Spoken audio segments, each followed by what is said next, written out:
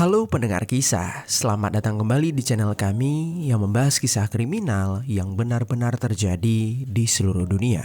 Kami berharap semoga kalian semua dalam keadaan sehat walafiat dan dijauhkan dari mara bahaya.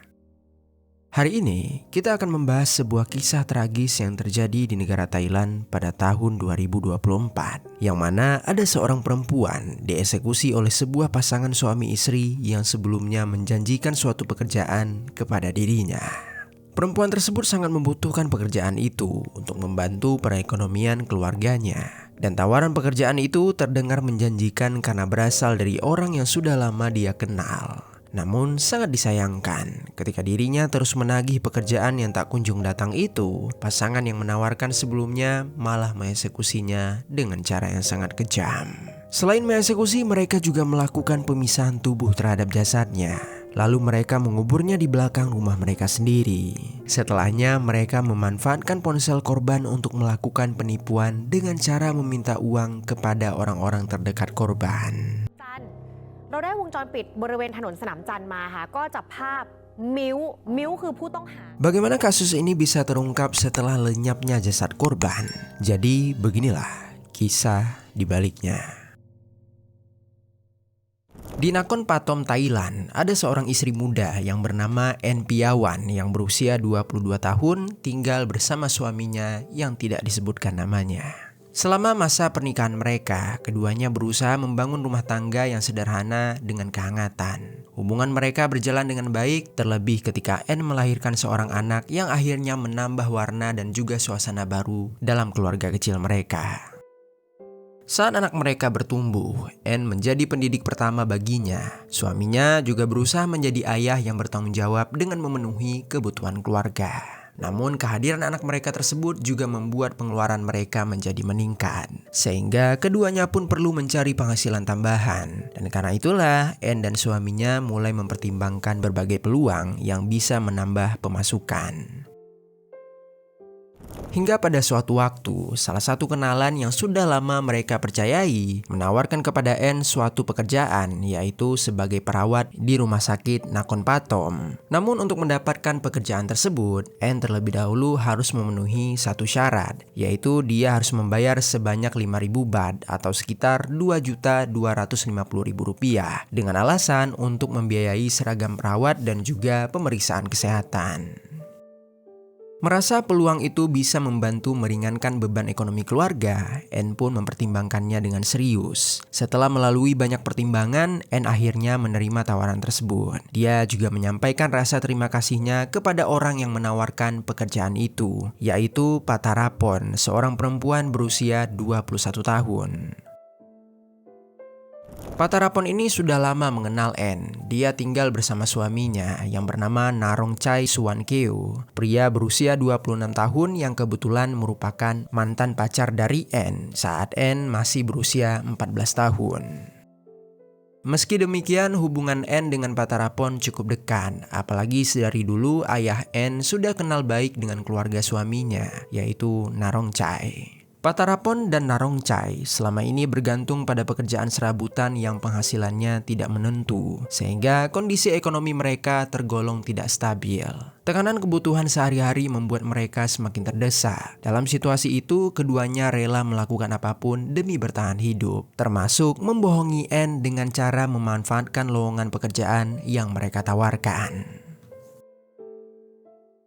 Singkat cerita, beberapa bulan kemudian, memasuki tahun 2024, En kembali menghubungi Patarapon melalui sebuah pesan chat untuk menanyakan perkembangan pekerjaan yang dia janjikan sebelumnya.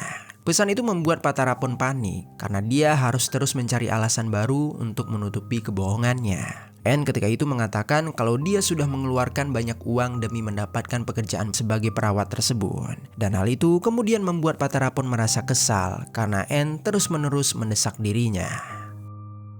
Saat itu Patarapon kembali berbohong. Dia meminta kepada En untuk menunggu kabar dari pihak rumah sakit, sementara dirinya mencoba menyusun kebohongan berikutnya. Namun setelah Patarapon berdiskusi dengan suaminya, keduanya justru memikirkan cara yang jauh lebih keji, yaitu jika En kembali menagih uang tersebut, mereka akan berniat mengeksekusinya. Berlanjut pada tanggal 4 Maret 2024, sore menjelang malam, Anne menitipkan anaknya kepada saudara perempuannya lalu bergegas menemui Patarapon dengan motornya. Dia saat itu ingin meminta kembali uang yang sudah lama tak ada kabarnya. Anne mendatangi Patarapon yang saat itu sedang bekerja tak jauh dari rumahnya. Tanpa basa-basi, Anne langsung menagihkan uangnya dengan nada tinggi. Dia juga memberikan ancaman akan melaporkan kepada pihak kepolisian jika Patarapon menipunya. Meski di sekitar banyak orang yang mulai memperhatikan mereka, Anne tak menghiraukan dan tetap mendesak Patarapon untuk segera mengembalikan uang miliknya. Melihat Anne yang terus mendesak, Patarapon mulai panik dan merasa malu di hadapan orang-orang. Dia meminta Anne untuk tenang dan menjalankan rencana yang sebelumnya telah dia susun bersama suaminya. Tak lama dengan meyakinkan, Patarapon mengatakan kepada Anne kalau dia akan mengantarkan Anne ke rumah sakit untuk mengurus pekerjaan itu.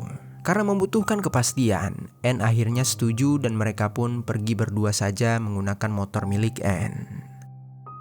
Namun yang tidak diketahui oleh Anne, di balik perkataan Patarapon, dia sebenarnya berniat membawa Anne ke rumahnya, tempat dia dan suaminya berencana mengeksekusi Anne. Dalam perjalanan itu, Patarapon terus membahas lowongan pekerjaan tersebut hingga Anne merasa percaya bahwa mereka sedang berjalan ke rumah sakit. Kedua mata Anne menyusuri jalanan. Dia mulai merasa curiga ketika jalanan tersebut semakin jauh dari jalanan utama. Kemudian Patarapon yang menyadari bahwa Anne mulai curiga, dia langsung beralasan kalau mereka akan melewati suatu jalan pintas yang lebih cepat. Namun Anne mengernyitkan kening ketika Patarapon menempikan motor tepat di depan rumah miliknya. Anne kemudian bertanya mengapa mereka tidak ke rumah sakit malah dibawa ke rumah Patarapon. Dan tanpa menjawab, Patarapon secara tiba-tiba memukul Anne dengan sebuah balok kayu hingga dia tak sadarkan diri. Saat itu dia langsung membawa Anne masuk ke dalam rumahnya. Dia meminta bantuan kepada Narongchai yang sedari awal telah menunggu di dalam rumah. Lalu beberapa menit kemudian, Anne pun mulai sadar kembali. Dia membuka matanya dengan perlahan dan mulai terdengar kembali suara-suara di sekitarnya. Namun melihat itu, Narongchai langsung mendekap leher Anne. Sementara Anne yang menyadari kalau dia dalam situasi yang bahaya, dia langsung memberontak melawan dengan menggigit lengan Narongchai hingga Narongchai pun melepaskan jeratannya. Tak hanya diam, Patarapon kemudian melambungkan kepalan tangannya ke arah pipi Anne. Kemudian berlanjut, Narongchai juga menghantam bagian perut Anne. Anne langsung terbatuk. Dia seperti tersedak hingga sulit bernafas. Kedua tangan Anne mencoba melawan dengan mendorong tubuh Narongchai. Patarapon juga menahan kedua tangan Anne hingga Narongchai dapat dengan bebas menghantam sekujur tubuh Anne dengan penuh dendam. Anne mencoba untuk berteriak, tetapi suaranya semakin lirih karena tubuhnya semakin tak berdaya. Dia hanya bisa pasrah, air matanya terus mengalir sementara pikirannya dipenuhi rasa takut. Anne ketika itu merasa segala perlawanan yang dia lakukan akan sia-sia. Dia harus menghadapi dua orang sekaligus. Terakhir, Narongchai kembali mencekik Anne hingga dia merasa nafasnya semakin tersenggal dan sulit menghirup udara. Semakin lama, pandangannya pun mulai kabur. Dan ketika Anne tak lagi kuat menahan sakitnya, Anne pun tewas meregang nyawa. Menyadari Anne tak lagi bergerak, mereka kemudian berniat untuk memisahkan tubuh Anne menjadi beberapa bagian. Namun sebelum bergerak, keduanya memastikan waktu yang tepat hingga sekitar rumah sepi. Ketika hari berganti dan memasuki tanggal 5 Maret 2024 dini hari, kedua pasangan itu menyeret tubuh Anne ke belakang rumah yang berdekatan dengan kandang sapi. Patarapon mengambil sebuah pisau untuk memisahkan tubuh Anne. Dia mulai membuka busana Anne dan mengikis bagian kulit hingga memisahkan bagian lainnya sampai tak beraturan. Setelah selesai terpisah seluruhnya, Narongchai mengumpulkan kayu bakar dan menyalakan api hingga menyala besar. Tanpa ragu, mereka kemudian melemparkan bagian-bagian Anne tersebut ke dalam kobaran api. Beberapa menit kemudian, saat api mulai padam, Patarapon mengumpulkan sisa-sisa milik Anne yang telah gosong. Sementara Narongchai menggali tanah untuk menimbunnya. Tidak semua bagian dikubur di satu lubang, sebagian lainnya mereka buang ke sungai kecil yang berada di dekat rumah mereka. Narongchai menyeka keningnya yang penuh dengan keringat. Patarapon langsung membersihkan sekujur tubuhnya yang penuh dengan cairan merah dan juga tanah. Tak berhenti sampai di situ, keduanya kemudian mengumpulkan barang-barang milik korban. Setelah menghilangkan jasad N, mereka melanjutkan aksi dengan menutupi jejak kejahatan lainnya. Saat memeriksa ponsel N, Patarapon melihat beberapa pesan dari suami N yang menanyakan tentang keberadaannya. Lalu dia berpura-pura menjadi N. Dia membalas pesan tersebut dan mengatakan kalau dia sedang menginap di rumah salah satu temannya, serta dia tengah mempersiapkan urusan pekerjaan. Kemudian singkat cerita, 2 hari setelah pengeksekusian, pada tanggal 6 Maret 2024, Patarapon dan Narongchai memutuskan untuk menjual HP milik N. Tetapi sebelum itu, mereka meretas akun N lebih dulu agar tetap bisa membalas pesan kepada suaminya. Setelah mendapati akses akun N di ponsel pribadinya, mereka langsung menjual ponsel N di sebuah konter. Kemudian uang hasil penjualan tersebut mereka gunakan untuk memenuhi kebutuhan hidup mereka. Namun di samping itu, mereka tetap meyakini suami N bahwa istrinya masih hidup. Selama berhari-hari, keduanya terus menyamar sebagai N dan saling bertukar pesan dengan suami N. Untuk terlihat meyakinkan, mereka bahkan mengirim beberapa foto lokasi seolah N sedang mengabari seperti biasanya. Dan ketika suami N meminta panggilan video, Patarapon segera memberi alasan kalau N tidak punya waktu karena dia masih sibuk mengurus pekerjaan sebagai perawat. Kemudian mereka pun semakin merasa puas ketika menyadari bahwa suami N adalah seseorang yang mudah percaya. Dengan bermodalkan akses penuh ke akun milik N, mereka mulai menyusun rencana baru untuk mengambil keuntungan dari kebohongan itu. Mereka mengirimkan pesan seolah-olah N sedang membutuhkan bantuan finansial mendesak dengan berbagai alasan, seperti keperluan darurat ataupun masalah kesehatan. Setiap kali meminta uang, mereka mengarahkan suami N untuk mentransfer uang ke rekening perantara karena pelaku mengaku kalau rekening N sedang terblokir dan dia saat itu sedang meminjam rekening temannya. Di samping itu, suami N tidak merasa curiga sama sekali karena semua pesan itu tampak benar-benar berasal dari istrinya sendiri. Namun, semakin hari tuntutan pembayaran itu semakin tidak masuk akal. Memasuki minggu kedua, suami N mulai merasa curiga, terlebih ketika dia meminta N untuk melakukan panggilan video. Dia selalu menolak dengan berbagai alasan, bahkan dia juga mendapatkan penolakan untuk bertemu, hingga akhirnya suami N pun mencoba mengirimkan sebuah foto dengan pertanyaan di mana lokasi tersebut. Tetapi pelaku menjawab pertanyaan tersebut dengan jawaban salah dan juga tidak konsisten. Hingga pada akhirnya, di tanggal 16 Maret 2024, suami N dan saudara perempuan N memutuskan untuk melaporkan kepada pihak kepolisian. Saudara perempuannya melapor kalau dia terakhir bertemu dengan N pada tanggal 4 Maret di sore hari. Dia ketika itu menitipkan anaknya dan berkata ingin menghampiri Patarapon untuk menanyakan uang yang sudah dia transfer untuk pekerjaannya. Kemudian suami N juga menyampaikan suatu hal yang membuat dirinya merasa curiga. Dia menunjukkan beberapa pesan dari istrinya dengan jawaban yang tidak konsisten. Akhirnya polisi pun menerima laporan itu dan langsung melihat rekaman CCTV pada tanggal 4 Maret. Dan di sana ternyata benar ditemukan kalau N tengah menaiki sebuah motor bersama Patarapon. Polisi pun bergerak cepat. Mereka menuju ke rumah Patarapon dengan tujuan sebagai saksi. Sesampainya di sana, pelaku menjelaskan kalau dia sempat mengantarkan N untuk mengurus pekerjaannya di rumah sakit. Tetapi setelah hari itu, dia mengaku tak lagi melihat ataupun bertemu dengan N. Polisi sama sekali tak merasa curiga, terlebih dia juga menjawab pertanyaan yang diajukan dengan sikap tenang dan tak menghindar. Saat itu polisi masih belum menemukan bukti yang jelas, hingga akhirnya mereka percaya dengan pengakuan awal dari Patarapon.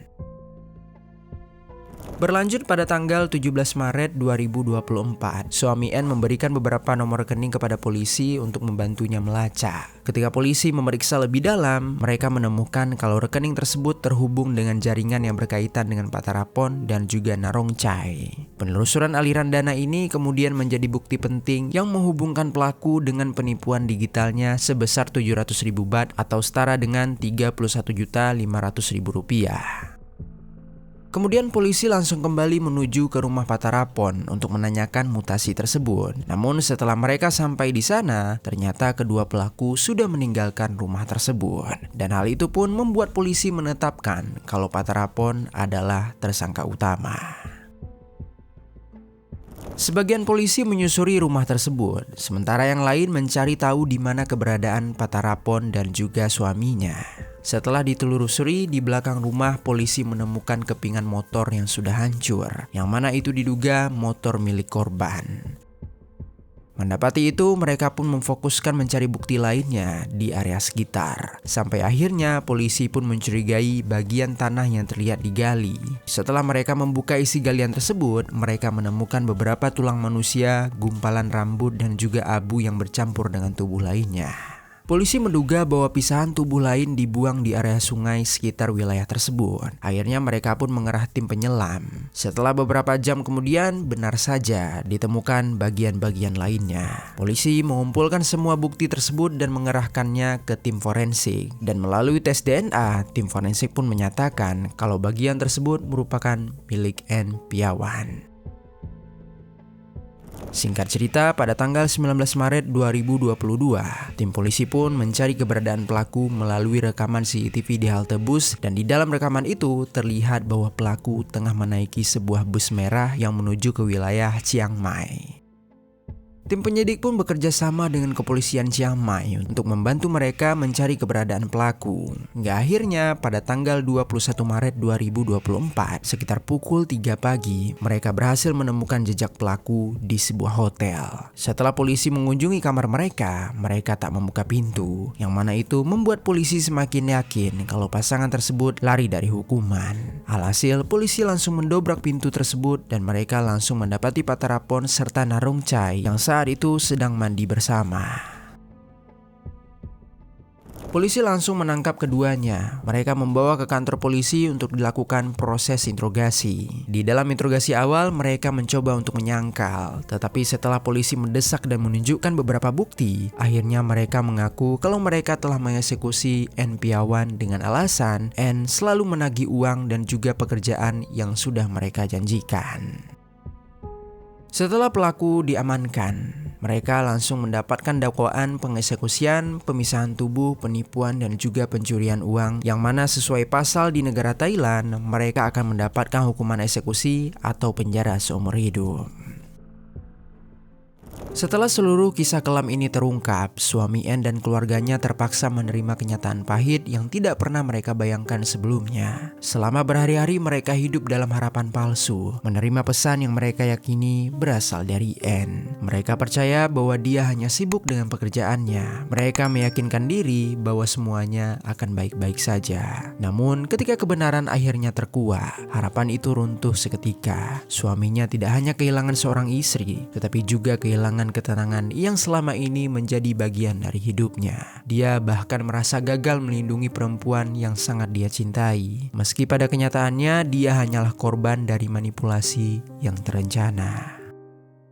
Kisah ini menjadi pengingat bagi kita semua untuk tidak mengikuti jejak pelaku, tidak menjadikan kebohongan sebagai solusi, tidak menjadikan kekerasan sebagai jalan keluar, dan tidak menjadikan orang lain sebagai korban atas kesalahan serta keserakahan diri kita sendiri. Pada akhirnya, kebenaran selalu menemukan jalannya, dan kejahatan selalu meninggalkan bayangan panjang yang tidak dapat dihapus.